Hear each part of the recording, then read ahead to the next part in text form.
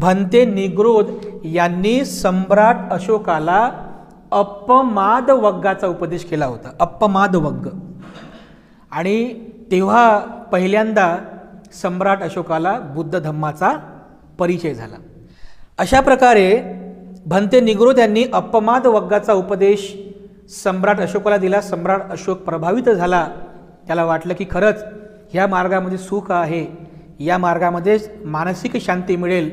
म्हणून तो अतिशय आनंदी झाला आणि हात जोडून त्याने विनंती केली की भंते, उद्या माझ्याकडे आपण भोजन ग्रहण करावं. दुसऱ्या दिवशी भंते निग्रोध अशोकाकडे गेले भोजन ग्रहण करण्यासाठी.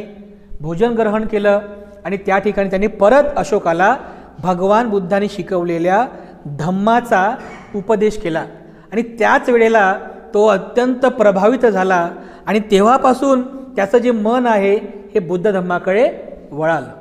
तर अशा प्रकारचा इतिहास आहे. अशा प्रकारे सम्राट अशोक म्हणजे महावंशात सांगितलेलं काय आहे, भारतीय ऐतिहासिक ग्रंथात काय सांगितलेलं आहे, ह्या दोन्ही गोष्टी आपण इथे बघितलेल्या आहेत. अशोक जो आहे, अशोकांचा म्हणजे बौद्ध धम्माकडे अशोक कसा वळाला याची एक थोडीशी पार्श्वभूमी आपण शॉर्टमध्ये पार्श्वभूमी आपण बघितली आहे. त्यानंतर आता तिसरी धम्मसंगीतीचे आयोजन आणि त्याची फलश्रुती हे थोडंसं बघूया. सम्राट अशोक हा बौद्ध झाला आणि त्यानंतर सम्राट अशोकाने त्याचं संपूर्ण पुढील जे आयुष्य आहे हे बौद्ध धम्माच्या प्रचार आणि प्रसारासाठी व्यतीत केलं. तर त्यांनी म्हणजे त्याचे जे काही धम्मकार्य आहे, त्यांनी जे धम्म प्रचाराकरिता प्रसाराकरिता जे जे कार्य केलं ते काही महत्त्वाचं कार्य आहे. त्यांनी एक काम केलं की 84,000 स्तूपांची निर्मिती केली.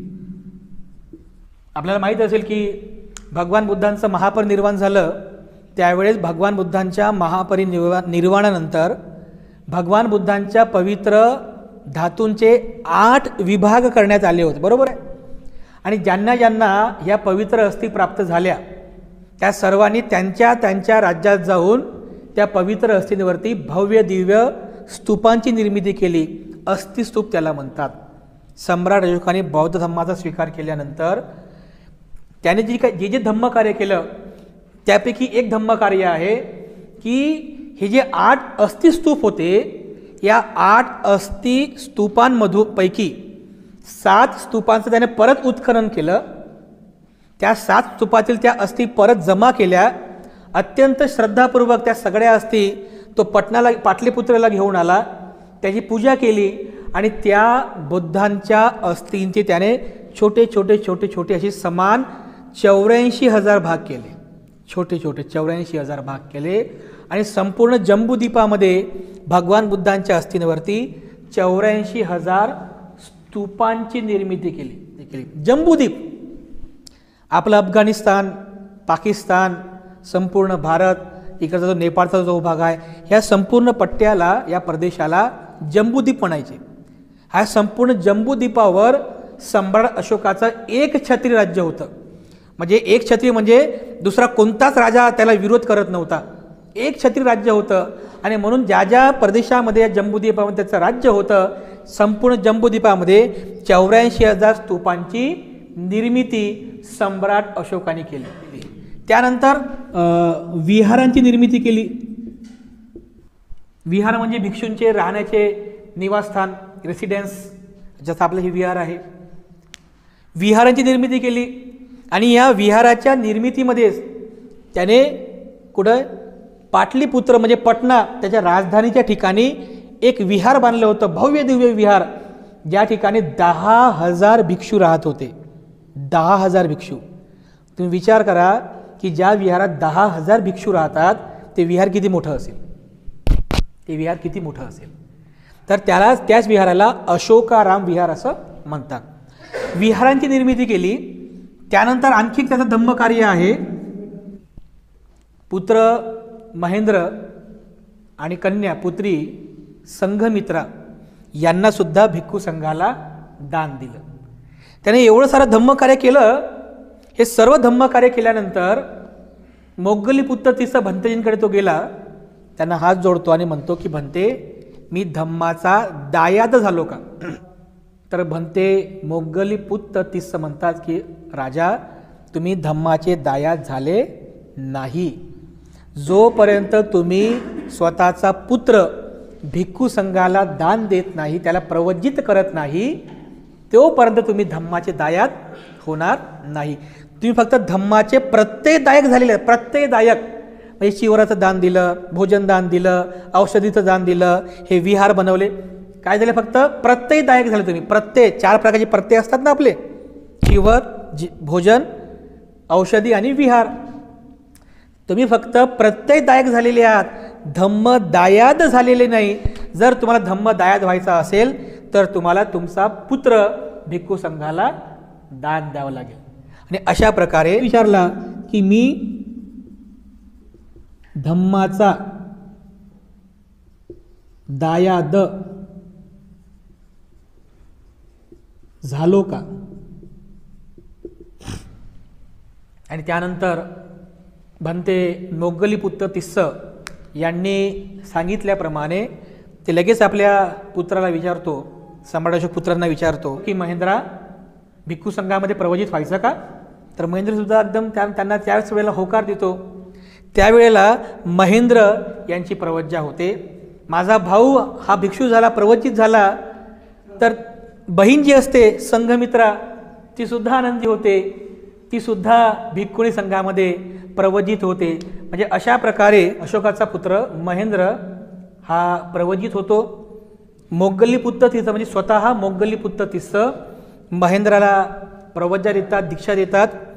पुत्री संघमित्रा ही सुद्धा भिक्खुणी संघामध्ये प्रवजित होते आणि संघमित्राला भिक्षुणी आयुपाला थेरी, भिक्षुणी आयुपाला थेरी ही संघमित्राला प्रवज्जा देते, दीक्षा देते. अशा प्रकारचं हे फार महत्त्वाचं धम्म कार्य म्हणजे धम्म दायाद होण्याचं हे धम्म कार्य सम्राट अशोकाने केलेलं आहे. आणि तिसरं जे धम्म कार्य आहे महत्त्वाचं ते म्हणजे धम्म संगीतीचे आयोजन. आता हे आपल्याला इथे बघायचं, धम्म संगीतीचे आयोजन. ज्यावेळेस पुत्र महेंद्र हे भिक्षू झाले, पुत्री संघमित्रा भिक्षुणी झाल्या, त्यावेळेस सम्राट अशोकाचा राज्याभिषेकाचा 6 वर्ष पूर्ण झाले होते. आणखी एक गोष्ट लिहून घ्या की राज्याभिषेकाचे ज्या 4 वर्ष पूर्ण झाले होते, राज्याभिषेक झाल्याच्या 4 वर्षानंतर कलिंगचं युद्ध झालं. आणि मग त्याच वर्षी म्हणजे राज्याभिषेक होऊन, कधी झाला राज्याभिषेक, भगवान बुद्धांच्या महापरिनिर्वाणाच्या 218 वर्षानंतर राज्याभिषेक झाला, हे आपल्याला समजलं. त्याच्या पुढं 4 वर्षानंतर म्हणजे 4 वर्षानंतर परत भगवान सम्राट अशोकाने बौद्ध धम्माचा स्वीकार केला. 2 वर्षापर्यंत त्यांनी धम्म कार्य केलं. जेव्हा 6 वर्ष पूर्ण झाले राज्याभिषेक होऊन, त्या 6व्या वर्षी पुत्र महेंद्र आणि पुत्री संघमित्रा यांची सुद्धा दीक्षा झाली. ते दोघेही प्रवजित झाले. हे थोडं आपण लक्षात ठेवायचं.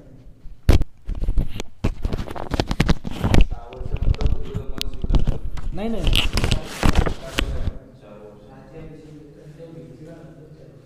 बघा इथे लिहिलेलं आहे.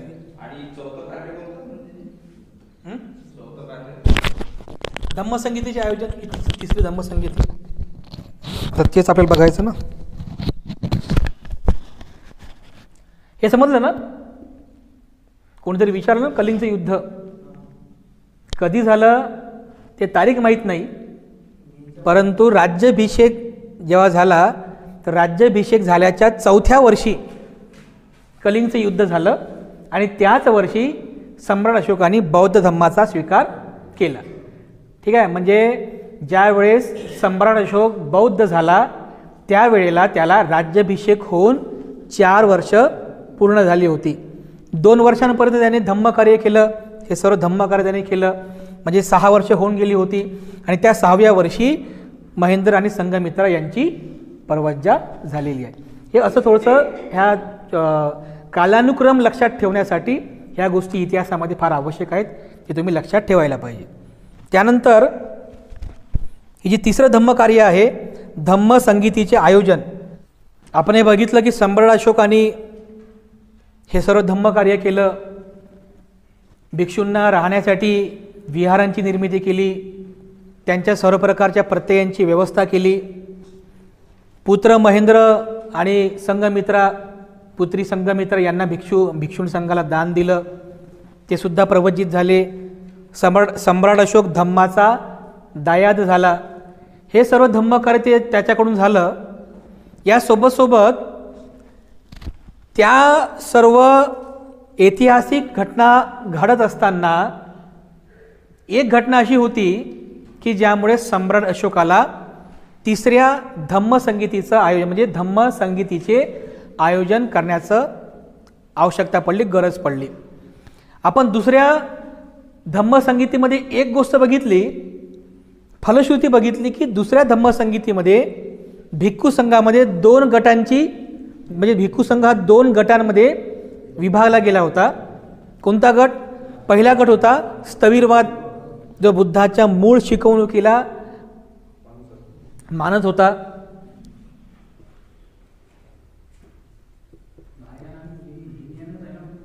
हां, स्थविरवाद. या स्थविरवादाला थेरवाद म्हणतात. ठीक आहे, थेरवादाला हिनियान म्हणतात. दुसरा जो गट तयार झाला त्याला म्हणतात महासांघिक.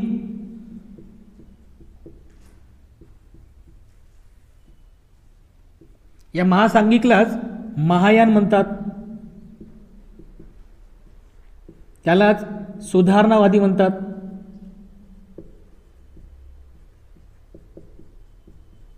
रिफॉर्मर. हा इतिहास आपण दुसऱ्या धम्मसंगीतीमध्ये बघितला. परंतु सम्राट अशोकाचा काळ येईपर्यंत म्हणजे 250 वर्षाचा जो काय पुढचा काळ झाला, ठीक आहे, 250 वर्ष, तर हा काळ येईपर्यंत 200-250च्या त्या काळामध्ये बौद्ध भिक्खू संघामध्ये अनेक गट पडले. हा जो स्थविरवादी गट आहे याच्यामध्ये पुन्हा 12 गट पडले, पुन्हा 12 पंथामध्ये विभागणी झाली. हा जो महासंघिक आहे याची पुन्हा 6 पंथामध्ये विभागणी झाली. म्हणजे असं सांगितलं जातं की म्हणजे कोणी पण येऊन भिक्षू बनायचा, दुसऱ्या पंथातून येऊन भिक्षू बनायचा. आणि मग काय झालं की कारण अशोकाने काय केलं होतं की सम्राट अशोकाने सगळ्या भिक्षूंची व्यवस्था केली होती, प्रत्ययाची व्यवस्था केली होती. मग काही पोट भरण्यासाठी पण भिक्षू झाले, काही फक्त जगायचं आहे, चांगलं खायला मिळते, लक्झरी लाईफ मिळते, आपल्याला आरामदायी जीवन जगायचं आहे म्हणून काही भिक्षू झाले. तर या कारणामुळे वेगवेगळ्या विचारांचे भिक्षू संघामध्ये प्रविष्ट झाले. मग जेव्हा ते उपदेश करायचे तर नाव बुद्धाचं घ्यायचं, पण विचार जे आहेत ते आपले सांगायचे, म्हणजे जुन्या त्यांच्या पंथाचे. त्यामुळे असं करता करता असे अनेक गट पडले. स्थैर्यवादाचे 12 पंथ पडले आणि महासंघिकचे 6 पंथ पडले. असे एकूण 18 पंथांमध्ये बौद्ध धम्म असा विभागून गेला होता. 18 संप्रदाय निर्माण झाले होते बौद्ध धम्मामध्ये. जेव्हा अशोकराम विहारामध्ये गेला, सम्राट अशोक जेव्हा पाटलीपुत्रच्या विहारामध्ये गेला तेव्हा त्यांनी त्या ठिकाणी बघितलं भिक्खू संघामध्ये हा विनय आहे की प्रत्येक वेळेला पातिमुखाचं पठण झालं पाहिजे, म्हणजे उपोषित झाला पाहिजे. उपोषित महिन्याला, पौर्णिमेला, अमावस्याला आणि चतुर्दशी, ज्याला आपण म्हणतो अष्टमी, हे उपोषित भिक्खू संघासाठी आहे की महिन्यातून ह्या 4 दिनी भिक्खू संघाने उपोषित घ्यावं, पातिमुखाचं पठण करावं, हा विनय आहे. परंतु ह्या सर्व सांप्रदायिकतेमुळे, ह्या गटबाजीपणामुळे 7 वर्षांपर्यंत विहारामध्ये उपोषित झालंच नाही, पातिमुखाचं पठण झालंच नाही. का? कारण भिक्खू संघ अशा या 2 गटामध्ये आणि नंतर त्या 18 गटांमध्ये विभाजित झाला होता. म्हणून त्या ठिकाणी जे विनय कर्म व्हायला पाहिजे ते होत नव्हतं, जे उपोषित कर्म व्हायला पाहिजे ते होत नव्हतं, पातिमुखाचं पठणसुद्धा होत नव्हतं. किती वर्ष? 1-2 वर्ष नाही, 7 वर्षांपर्यंत. 7 वर्षांपर्यंत तिथे उपोषण झालंच नाही. जेव्हा सम्राट अशोकाने हे बघितलं की भिक्खू संघामध्ये अशा प्रकारे गटबाजी झालेली आहे, उपोषण व्रत होत नाही आहे, विनयकर्माचं पाठ होत नाही आहे, त्यालासुद्धा फार दुःख झालं, फार दुःख झालं. तर महावंश या पुस्तकामध्ये असं सांगितलेलं आहे की सम्राट अशोकाने त्याच्या एका अमात्याला सांगितलं की जा विहारामध्ये आणि तिथल्या भंत्यांना सांग की उपोषण घ्या. तो अमात्य विहारामध्ये गेला. तिथे जे एक भंती जे होते त्यांना सांगितलं की भंती तुम्ही म्हणजे राजाचा आदेश आहे की तुम्ही उपोषण घ्यावं. ते भंते म्हणाले त्या अमात्याला की आम्ही काही उपोषण घेणार नाही. तर त्या अमात्याला राग आला आणि त्यांनी तलवार काढली आणि त्या भिक्षूंना त्यांनी मारलं.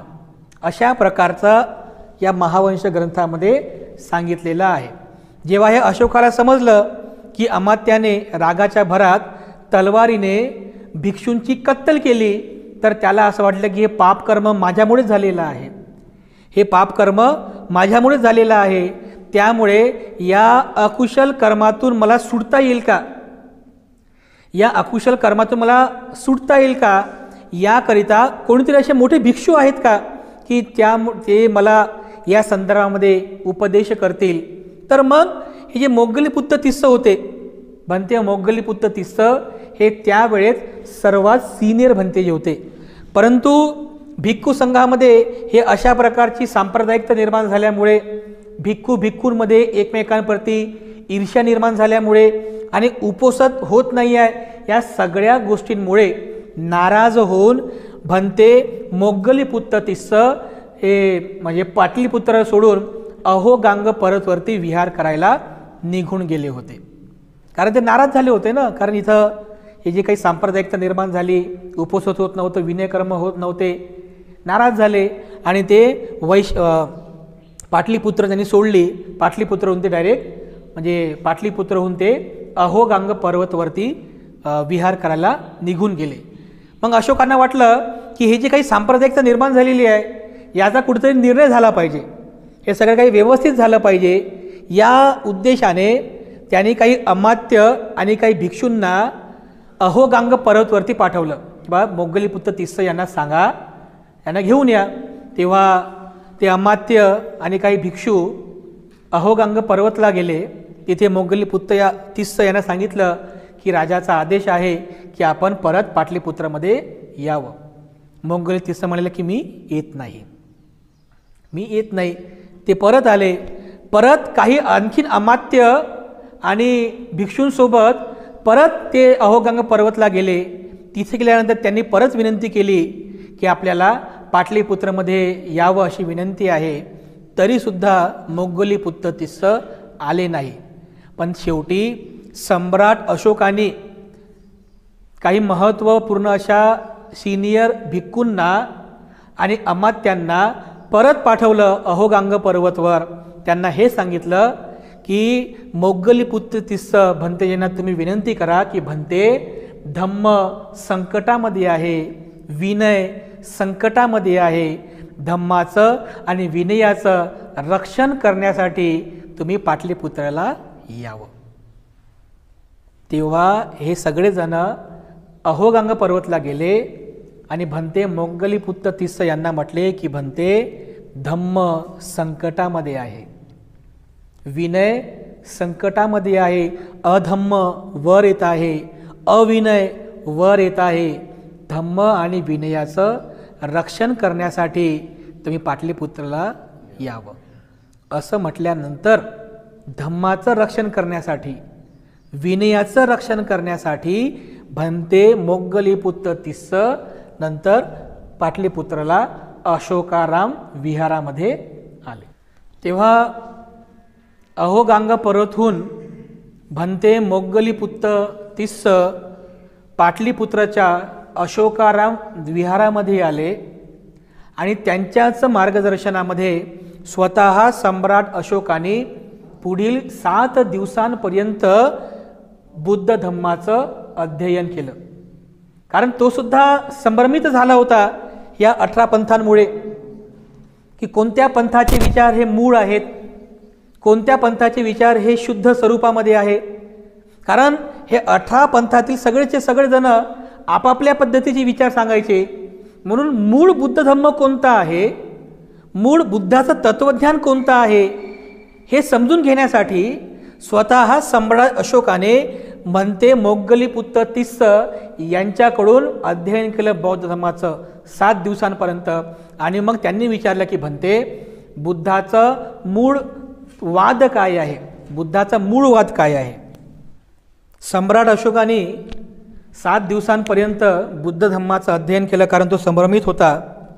आणि तो प्रश्न विचारतो की भगवान बुद्धांचा मूळ सिद्धांत काय आहे, भगवान बुद्धांचा मूळ वाद काय आहे.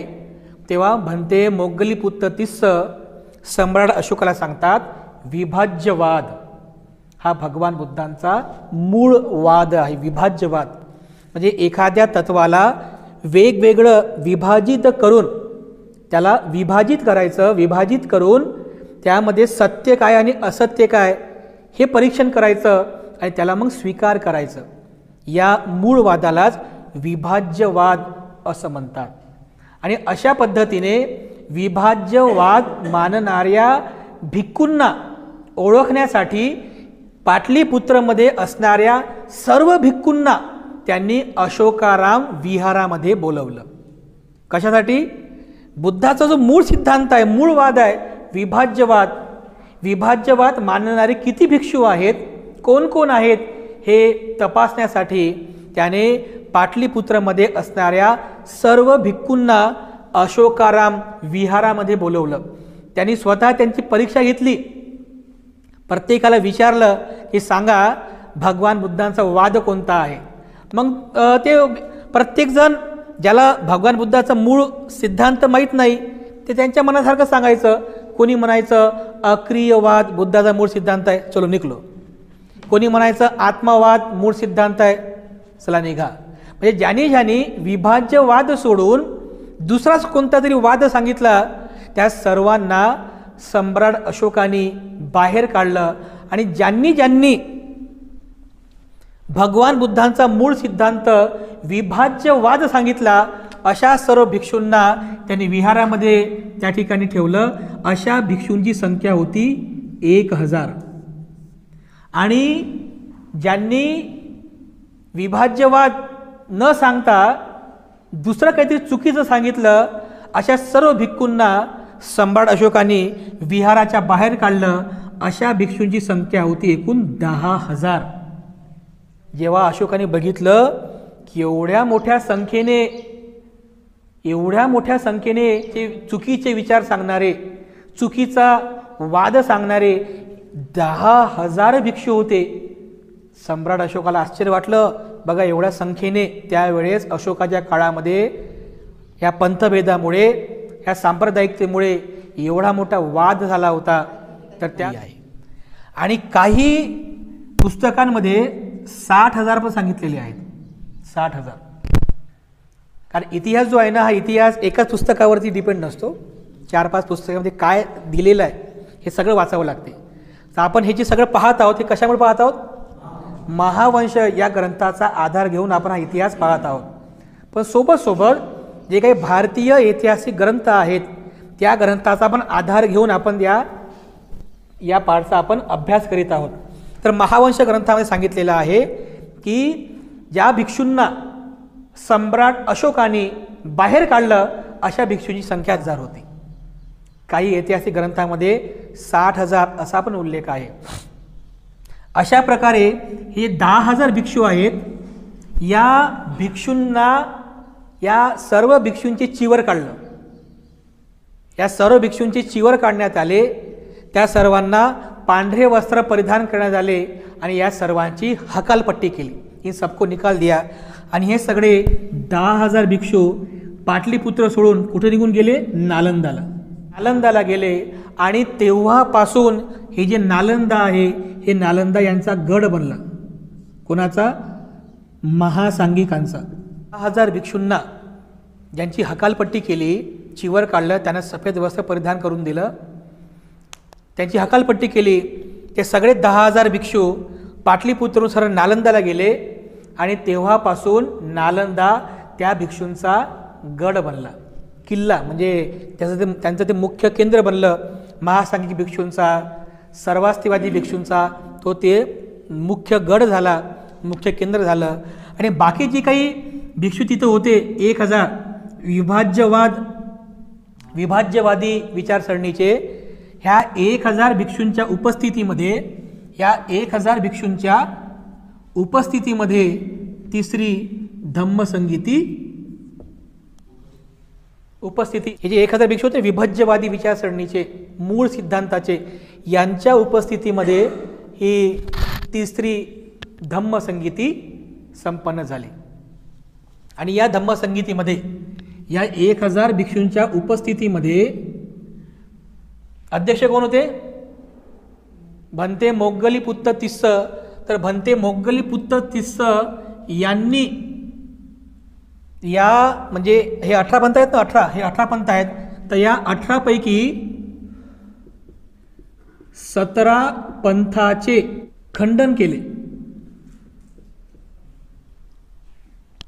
आणि जो एक पंथ होता स्थविरवाद, अध्यक्ष भंते मोग्गलीपुत्त तिस्स यांनी 1000 भिक्षूंच्या उपस्थितीमध्ये, या संगीतीमध्ये 18 पैकी जे 17 पंथ होते, ठीक आहे, त्या 17 पंथांच्या विचारांचं खंडन केलं.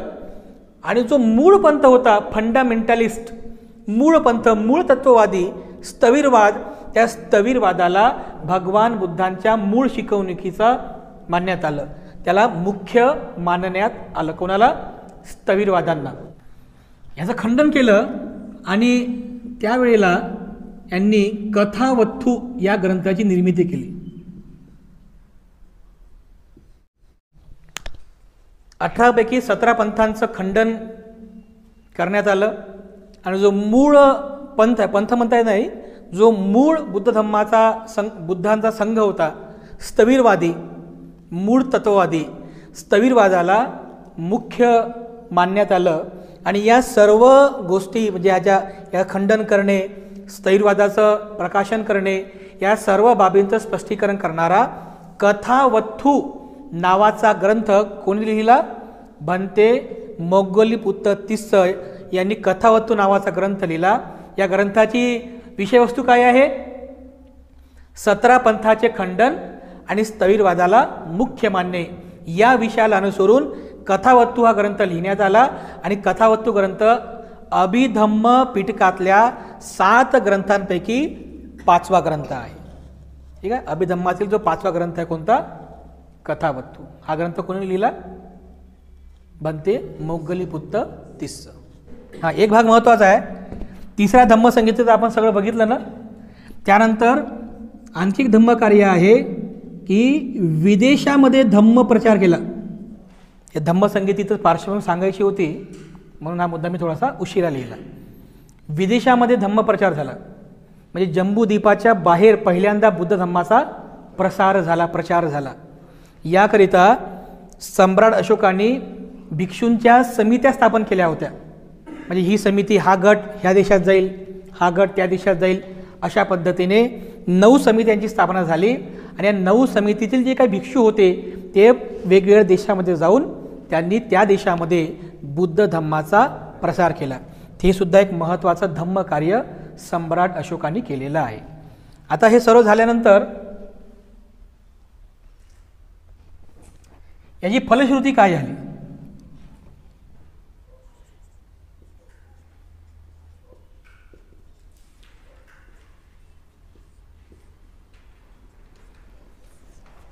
फलश्रुती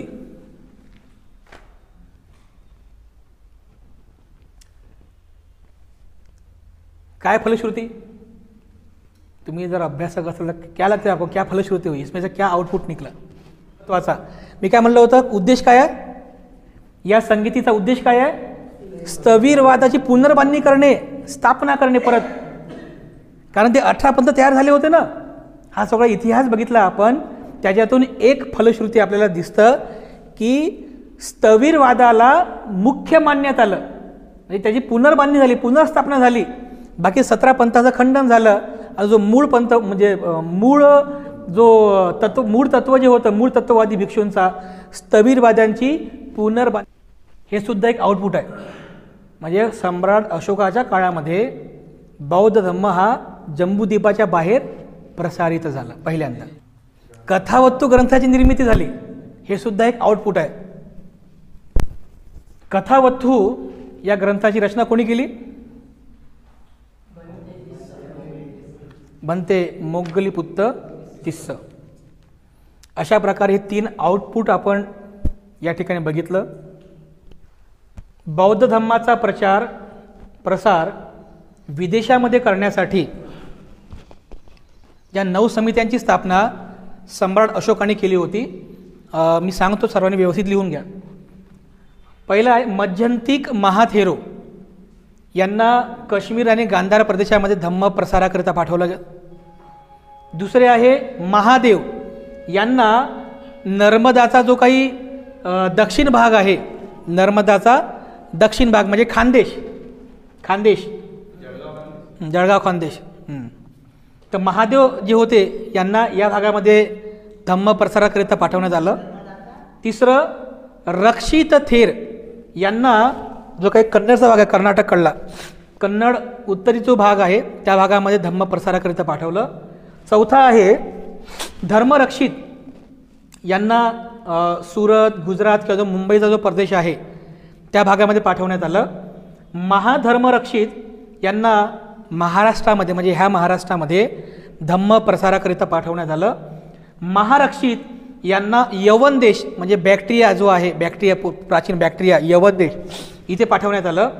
7व्या नंबरला मध्यम थेर, यांना हिमालयाचा जो भाग आहे, हिमालयीन प्रादेशिक जो भाग आहे तिथे पाठवण्यात आलं.